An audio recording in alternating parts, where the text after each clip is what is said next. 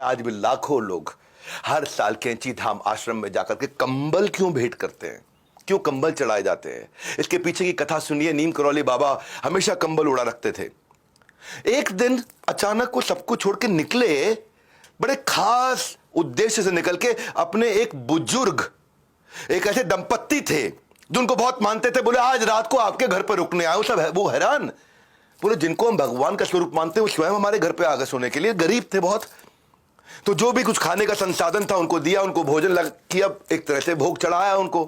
और एक चारपाई थी, उस चारपाई पर उनको सुलाया, बाकी दोनों जमीन पे सो गए। उस दिन रात को जैसे जैसे आधी रात बीतने के बाद नीम करौली बाबा कराहने लगे। बहुत आवाज आने लगी जैसे कि उनको बहुत मार रहा हो, बहुत पीट रहा हो।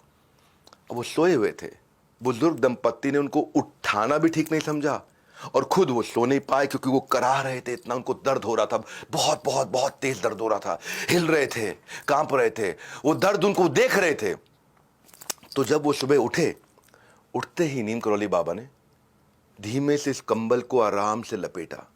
आराम से लपेटने के बाद बुजुर्ग दंपत्ति को दे दिया। बोला इसे गंगा में प्रवाहित कर देना, कंबल खोल के मत देखना।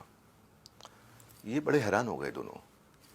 कंबल को प्रवाहित कर दें, खोल के ना देखे। कंबल जैसे ही उठाया, कंबल बहुत भारी, ऐसा लगा जैसे इसमें लोहा भरा पड़ा है, बहुत भारी कंबल।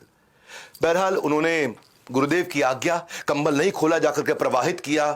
अजीब सा लगा कंबल प्रवाहित करते वक्त। कुछ दिन के बाद उसी दंपत्ति का बेटा बांग्लादेश से वॉर के बाद लौटा, जो कि ब्रिटिश फौज में एक सैनिक था और दूसरे विश्व युद्ध में उस समय बर्मा फ्रंट पर तैनात था ब्रिटिश आर्मी की तरफ से। लड़ाई की स्थिति पूछने पर पता चला कि दुश्मन उस रात को, और ये वही रात थी जिस दिन बाबा नीम करौली उनके घर आए थे, पूरे दुश्मन की फौज ने उसको घेर लिया और सबको घेर लिया। वहां कुछ थोड़े से सैनिक बचे थे और लगातार रात भर गोलियां मारते रहे। सारे सैनिक मर गए, इसको एक भी गोली नहीं लगी। मेरे बोलते बोलते रोंगटे खड़े हो रहे हैं। इसको एक भी गोली नहीं लगी। पूरी रात गोलियां चलती रही, सब मर गए, इसको एक गोली नहीं लगी।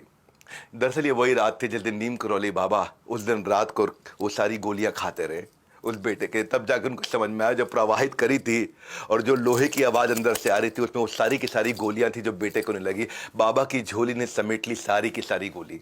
इसलिए आज भी कैंची धाम स्थित मंदिर के अंदर बाबा को सारे के सारे भक्त लोग जाकर के बड़े हृदय से कंबल चढ़ाते हैं। और आज जो उस धाम पर कंबल चढ़ाता है बाबा, उसका बल कभी कम नहीं होने देते, उसका बल बढ़ता चला जाता है।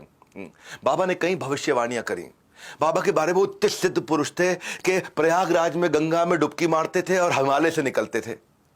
हिमालय में जाकर के अप्रकट होते थे, तो फिर इसके बाद हरिद्वार से बाहर निकलते थे और वो जो कह देते थे वो होता था। एक बार दिल्ली में